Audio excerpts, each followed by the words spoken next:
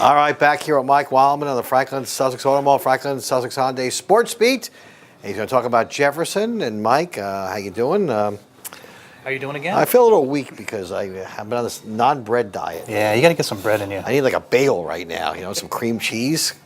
I don't know if I can go through more. I need some pizza, man. You don't want to be talking about food. We're doing a wrestling segment. These poor kids are cutting weight. I don't know how they do it. They eat an orange for breakfast and lunch. All right, Mike, your next team you're going to talk about is the Jefferson Falcons. Jefferson Falcons, as we mentioned in our previous segment, Newton going to the Freedom Division. Jefferson goes from the Freedom back to the American. It's pick your divisions. It's round and round we go. But Jefferson Falcons, this is another team to keep an eye on, I think. A lot of returning kids here. Mason Godfrey had a great finish to his season last year, finished second in the region at 106, third in the district, 34 wins last year. Mark Bone, another kid we know about, 4-year starter there, district third last year, 24 wins. And Shane Connolly, who came over from Butler last year, won the district title. He's back at 170, 30 wins last year. So those are the kids they're going to be looking to build around. Jefferson's been in the mix here. They've been sectional finalists 3 times under Matt Mascatello. So that's a team to keep an eye on. Lenape Valley, a team that we've been talking about a lot the last couple of years, always in the sectional title hunt, it seems. I think this is going to be a little bit of a rebuilding year for Doug Vetter and the Patriots. Lost all those upper weights, Sam Palumbo, Ralph Hall, Richie Fritzke. Those were kids he could count on night in and night out for points. Now they're going to have some inexperienced guys in the upper weights that are going to have to save some points in order for them to get some wins in the dual meets. But some kids coming back. Obviously, Jacob Fellini has done a great job for them in the lower weights. District champion last year, finished third in the region. He's at the 120, 126 range. Nick Palumbo, outstanding senior, took third in the state last year after finishing third in a very tough region. He's going to be at 145, 152. Those are always tough weights in the state tournament, but Nick's going to go down there and challenge for a spot in the finals, I believe, this year. They have a lot of new kids coming in, a lot of young kids coming in. Dom Fellini, the sophomore who was there last year, was injured last year. He's going to be kind of counted on in the lower weights there.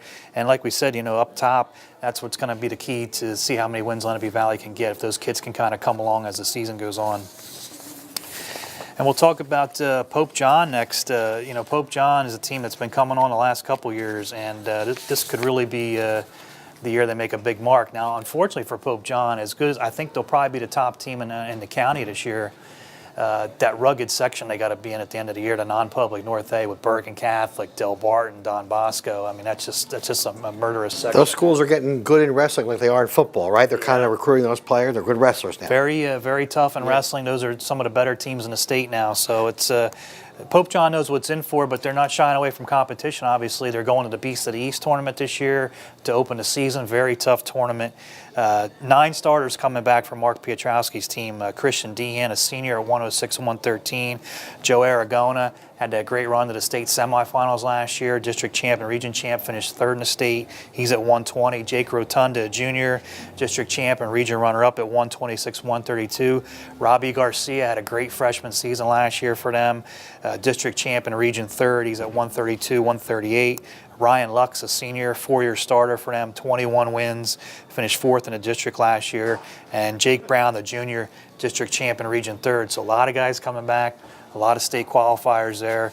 Should be an excellent year for Pope John. They took a big step last year with 18 wins, so they'll definitely be around that mark again this year.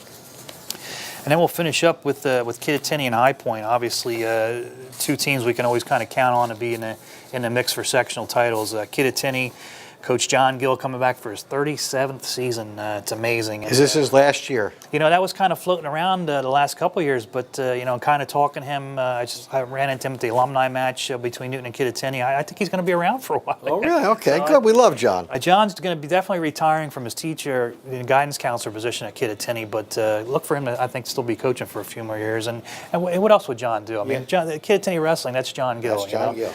So, 18-2 last year, had that heartbreaking loss in the Group 1 final against Paulsboro last year, one that they really kind of thought they let get away. 6 starters coming back. Unfortunately, one of their starters, Dylan Minter, last year did not come out for the team this year.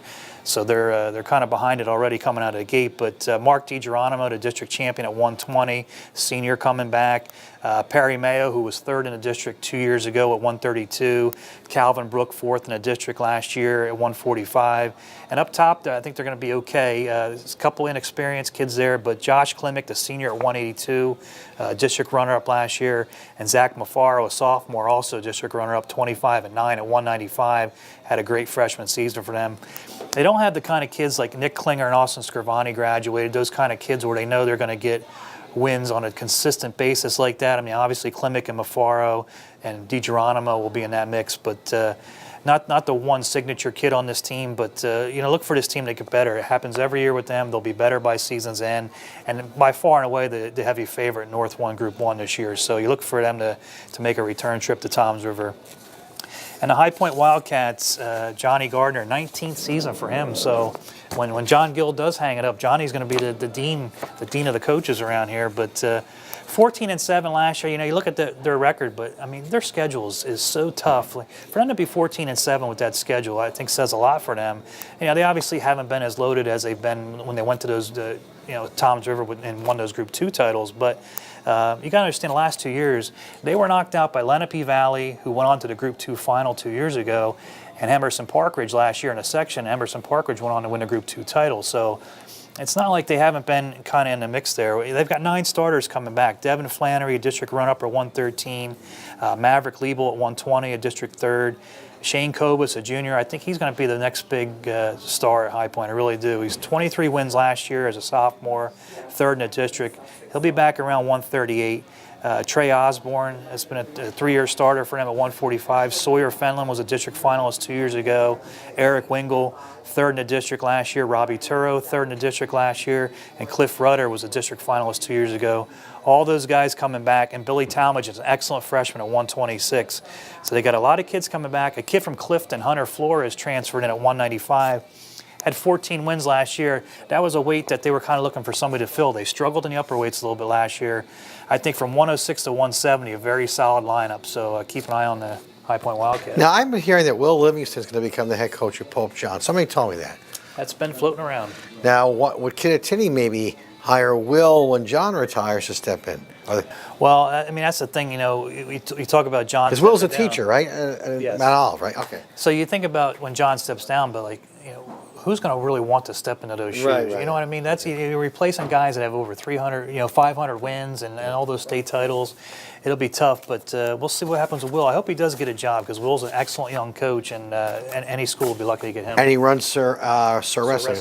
So could he do that and coach too? Or he'd have to give up the. I think he'd have to give up the Sir Wrestling. Right. That'd be okay. Thank you, Mike, for that information. Mike Weilamann, our good guy here.